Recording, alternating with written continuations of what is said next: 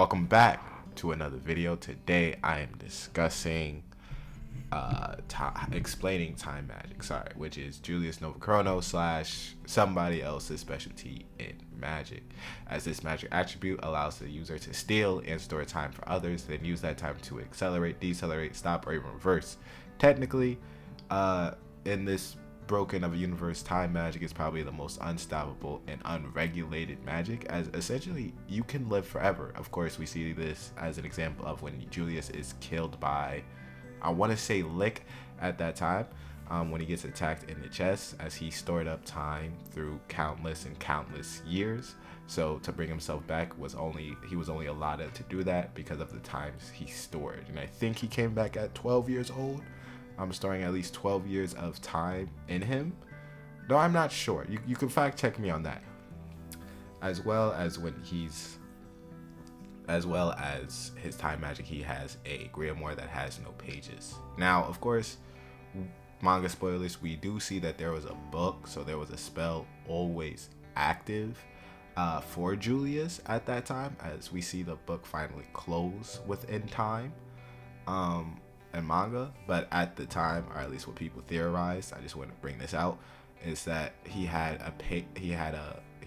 no cover of a book because there is no there's no beginning or end of time. Time has always existed and will forever still exist, so it can't have a page. But anyway, he can accelerate people time to rapidly age someone, turning them to dust and accelerate in a second, or decelerate and stopping time, as the user can restrain other people and catch an enemy's attack by reversing the user. He's the ultimate healing mage too. The user can heal wounds by reverting to a state before they were inflicted. He can also neutralize an enemy spell, as we see with Lick, to catch him off guard, and he can view possible futures by accelerating them on his own to view the immediate future, and also view entire possible timelines. And another attribute for time magic, of course, would be that he can always encase time within a day. If he did not like the outcome of something, he could just reverse time until they can get it right. Of course, this is only pointed out, manga spoilers, when we see the clock move forward, when Asta and the gang fight a certain enemy.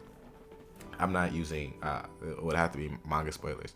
When they're fighting a certain enemy, and maybe a chapter or two later, we see that time starts to move forward again. So at that time, Asta kept fighting an individual more and more. He, of course, does not know this. We only see the outcome on where he wins, but there were countless outcomes where he loses, where the gang loses, and they ultimately end up dying.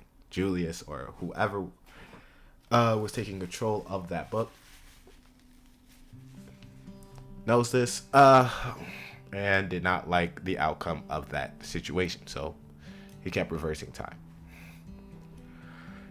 Anyway, he is unable to view futures through magic itself. They are unable to view futures influenced by those without magic, as they have no magic to read. So he cannot see through Asta's future. That is why Asta is the main counter to the final villain, of course, or Julius himself, because even though he can view and see multiple movements around, he can't depict a situation, or inevitably can't really track Asta, just because he has no magic. So it's like, I can't do anything with you. He's an unpredictable person. Him and I think were considered the unpredictabilities in this final arc. You would have to fact check me on that, because they stated that a couple of chapters ago, as they were the main ones who had to go, or at least Asta was the main one who had to go at that time, just because he can't, do anything unless Asta gets out. Anyway, like, subscribe, and I'll see you in the next one.